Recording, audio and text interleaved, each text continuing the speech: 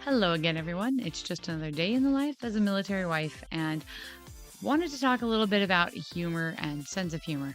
Sometimes there's really only two ways to deal with hard times: laugh or cry. And there is a time and a place for both, especially in a military life. So we're going to talk about that. As always, I'm your host, Sam Wolf, and you're listening to Life of a Military Wife.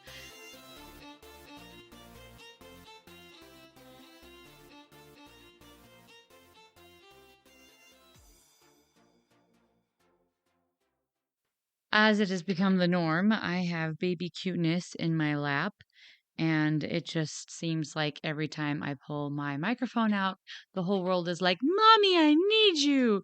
From the puppy to the children to the NIS. Um, Especially since it is spring break and I have spent most of today following around children trying to help them sort through their clothes and get rid of all the ones that are torn and stained and too small.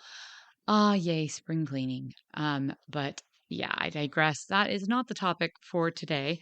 However, if that is a topic you would like me to cover on how I declutter and organize and manage my crazy life, I can do that. I mean, if that's really something that'll interest people, let me know and I will get to that. But back to the topic at hand, which is a sense of humor or okay. In all sincerity, the whole reason why I thought of this is because life has just seemed really serious and heavy lately. And then I realized it's almost April Fools. And I am one of those people who does prank my children every year, much to the chagrin sometimes of my husband. I don't think he understands why I relish this so much, but it's because of how I was raised.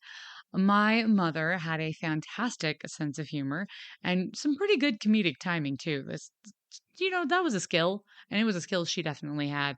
And I think it was out of necessity. I think she realized the whole sometimes you have to laugh or cry, and sometimes laughing is just better than crying. But anyway, so I started thinking, what prank am I going to pull on the kids this year? Oh, it's April Fools. Oh, huh. I mean, I've talked about humor and the benefits of humor, or like laughter medically in that one article ages ago. But I haven't talked about a sense of humor in general and just military sense of humor, a sense of humor. And if you don't think people in the service have a sense of humor, you ain't seen no memes lately. I mean, there are military memes right and left. We have a sense of humor because, especially when you are in military service members are in a life and death situation, there really is only one way to, a couple ways to handle things. And one of them is to laugh or to find a bright side. And so it really is something that is integral to the military community. We kind of even have our own sense of humor, and it can be slightly twisted in some way, like a little dark humor. I don't know how to explain it. Anyway, definitely there's a military sense of humor. Let's just come to that agreement. But anyway, I was thinking about practical jokes and all of this sorts of stuff. And like I've done the whole make jello and put it in my kids' cups and tell them it's juice and see them try to drink it. That one was fantastic. I think another one I did was, oh yeah, I got a box of donuts from uh some donut place now. Dunkin' Donuts, that's what it was. I got 2. One with actual donuts in it because I'm not heartless, and an empty one, and I ended up filling it with, like, shopping bags or, like, fruit, or I don't know, something just completely opposite. So they saw the Dunkin' Donuts box, and they got super excited, and they opened it up, and they're like, "What?" I mean, I'm not heartless. I actually had donuts for them, but it was really good. This year, I am going to make them brownies. Just think about that one for a second. But I'm not going to explain too in detail in case any child is sitting on the stairs listening to me record and eavesdropping because I don't want to ruin it for them, but it's going to be good. But anyway, I digress a little bit, but not a lot. My mom had a wonderful sense of humor, and that's really where I learned it. Um, and when it came to practical jokes, with my mom, it came down to a few things. She had a few rules. A, you had to all be able to think it was funny. Like if everyone didn't find it was funny, then it didn't fly in our house. Um, a practical joke, a sense of humor, everyone should be able to laugh at it. And if somebody isn't able to laugh at it, then that's not the time or place for it. And maybe they're just not someone you do practical jokes with or tell jokes with. There are just some people who don't have the same type of sense of humor as you. They're not going to find things funny that you find funny. And it's good to gauge that and figure that out, because you want to be able to enjoy the humor. So yeah, you definitely have to have your people for that. And you're going to find your humor buddies. You really are. I think that's the military just breeds its own unique sense of humor, like I mentioned before. But so everyone had to find it was funny. It could not be destructive. And you had to be willing to clean up any mess that it caused. And those were the three major like principles for practical jokes in our house.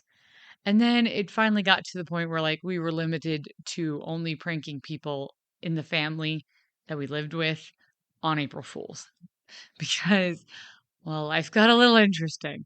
But my mom, she pulled a lot of different pranks on us, and she really tried to come up with something new every year. And this was before the internet, when she could just Pinterest or Google ideas, which I'm so grateful I can because there's times where my creativity is lacking just a little bit. But I'm really just grateful for that, for her teaching me that. And as I was prepping for this and thinking about this, I ran into some quotes, and I kind of want to share a few of them with you. The first one is from Thomas Higginson. And let me get it. Okay. I want to say this right because the first time I read it, I'm like, I don't get this. But if you say it right, it's easier to understand. Okay. Thomas Higginson said, "There is certainly no defense against adverse fortune which is, on the whole, so effectual as a habitual sense of humor." And when I first read that, I'm like, I don't get that. And then I had to like read it with a different cadence, and I'm like, oh, then it clicked. But basically, a sense of humor, really a habitual sense of humor, especially, is such a great defense against adverse fortune and just life. Another one that I found really awesome that was from Abraham Lincoln is, "With the fearful strain that is on me night and day, if I did not laugh, I should die." And it really, humor can be life-saving. It really can just lighten your soul. And there was a research study. Again, I love research studies. I love it when science and facts confirm what I know or already feel in my heart. And this research study was from 1990, and and it was published in Immunology Today, and it was about how laughter affects your health and your stress and immune system. It was by Robinson, Kansari, and Morrow and Faith. Probably butchered those anyway. But they found that humor and laughter help people live longer, live happier, be more creative, productive, have more energy with less physical discomfort. And I'm like, dude, sign me up for all of those things. So that just, I don't know, I just got me all thinking about a sense of humor and all of these things and just what I learned from my mom about getting over hard times and just really there really are times where all you want to do is cry, but if you can find a reason to laugh instead, you'll feel so much better. And so I reached out to brother-in-laws because I've got fantastic brother-in-laws who are service members. And I was like, okay, what are some good practical jokes or things that you guys have seen done. And it started a little this. And this was the most, I think, ubiquitous prank that is done in the military. And it is if someone forgets their CAC. If you're not in the military community, the CAC is your common access card. It is your ID card, and it's how you log onto your computers. It's how you get into base. It's how you buy your groceries. It's all yeah, it's that. And people will sometimes, especially, they'll put it in their card reader in their computer at their desk and then walk off and leave it for a bit on accident. It doesn't happen often, but it does happen to people. And there are lots of ways to respond. Some people are nice about it and they'll just be like, "Hey dude, you left your CAC. Let me bring it to you." That was my brother-in-law said, nicest response. Next response, he's seen is hide it in the ceiling tiles. Another was freeze it in a cup of water. Another was put a perfectly cut out piece of tape over the chip on it so that you can't see the tape and it makes it unreadable until they figure out that there's tape on the chip and remove the tape. Doesn't damage it, but makes it unusable, which is kind of funny. And then my husband said another one he's seen done is have someone hide it under their keyboard or the laptop until the next day and see if the person finds it. And honestly, that is probably the most ubiquitous practical joke done in the military, hands down across all the branches of the service, just because everyone has a common access card. And especially newer service members who are getting used to using them and all of that have on occasion misplaced them or set them down or forgot them. So it's a thing, it happens, it's life, but it's kind of just it's funny.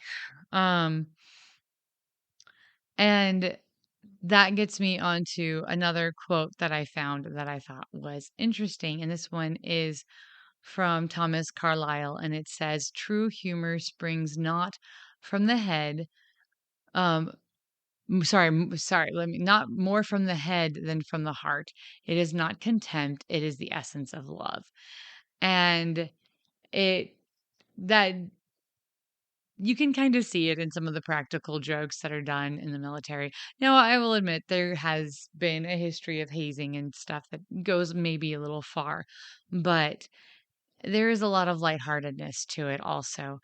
And and that goes back to the sense of what my mom's rules were for practical jokes was that it needs to come from the heart. It needs to be lighthearted. It needs to be something that shows love.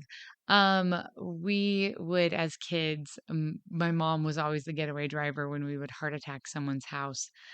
And we would teepee, but it got to the point in our neighborhood where teepee was not always construed with kindness. Originally, amongst our circle of family friends, TPing someone's house was totally a way of saying we love you in in a practical joke sense of way.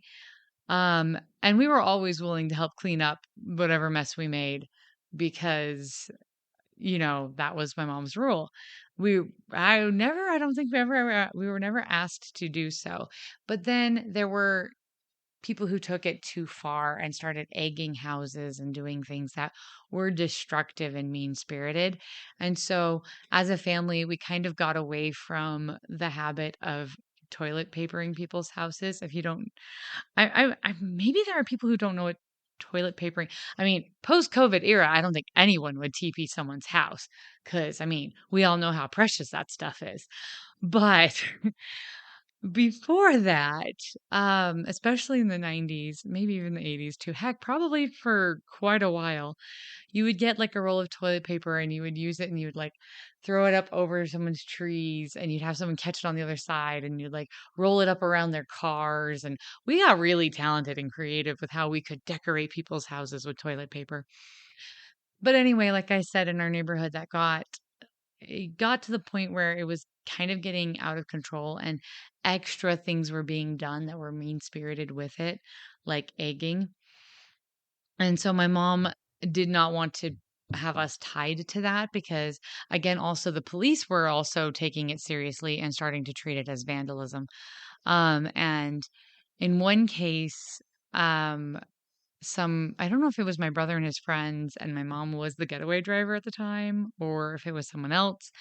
But the police, some got called on them, and they like ring the doorbell and talk to the family in the house, and the family's like, "Ah, yeah, no, we know them. It's fine. Let them have their fun. It's all good. If we want help, they'll clean it up tomorrow with us." And so it was no big deal, but my mom just didn't want us getting in trouble with the authorities also. So we switched to heart attacking, which I don't think could at all be construed as anything malicious because it's literally cutting out a whole bunch of hearts and writing nice notes on them and like doorbell ditching a treat with it. I mean, if anybody takes that maliciously, I don't, they don't have any shred of a sense of humor. But so when we first got into the military, I was wondering, I'm like, can we still doorbell ditch stuff? I mean, because when we didn't live on post for a long time. And we got to a duty station where we were living on post, and I was like, are we allowed to doorbell ditch? Are we allowed to do this or that?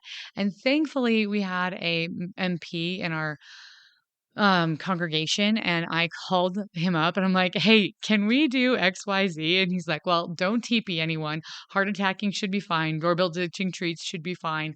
Yeah, all of that should be okay. Just don't TP anyone." And we're like, "Okay, sweet. No TPing." So, yes, my children have not learned to TP anyone, but we are stealth ninjas at the doorbell ditching of treats. Like we do it every Christmas, we do it sometimes around Easter, and we just do it randomly. We'll heart attack people's house and leave treats.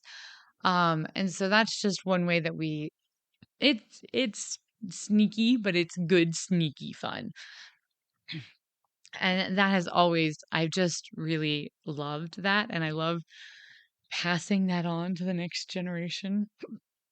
So that got me thinking about just our lives in general right now. So there is, like I said, a time and a place for humor. And as military service members and our families as well, there really is just a time where you need a laugh or you're going to cry. And sometimes the spreading that sunshine, spreading that sense of humor. If you find a good joke, pass it on. It just in this day and age, it feels like comedy is dying. It feels like humor is dying. Let's bring it back. Let's make a April Fool's resolution to pull fun pranks that everyone can laugh at and enjoy. Let's bring back good sense of humor that is uplifting and that makes people feel better. I mean, who doesn't want to share those benefits with their friends and families?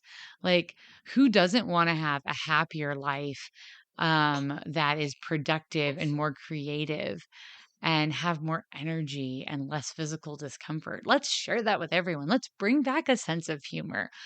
And so that's really like the heart of this message this week is let's bring back our sense of humor. Let's make that a goal. Let's make that a marching cry. Um, there's a lot of really deep topics that I am researching and getting ready to do for different podcast episodes for you guys. There's different situations I'm helping military spouses with in my community and that are really just intense. And so, with all of that heaviness, with all of that seriousness, with all of the craziness and turmoil that goes on in this world, you know what? Let's make April Fools a new type of holiday. Instead of it being lame jokes or, you know, ridiculous, unamusing pranks, let's really embrace humor. Let's go. Let's get a good belly laugh. Let's just find a way to brighten someone's day and make them smile. And that's my goal for you guys. April Fool's is this Saturday. And so you know, let's just have some fun. Let's have some good, clean fun. And that's where I'm going to leave you this week with that challenge and those thoughts. I hope, it inspires you in a good way. And with that, I'll leave you for this week. I am your host, Sam Wolf, and you've been listening to Life of a Military Wife.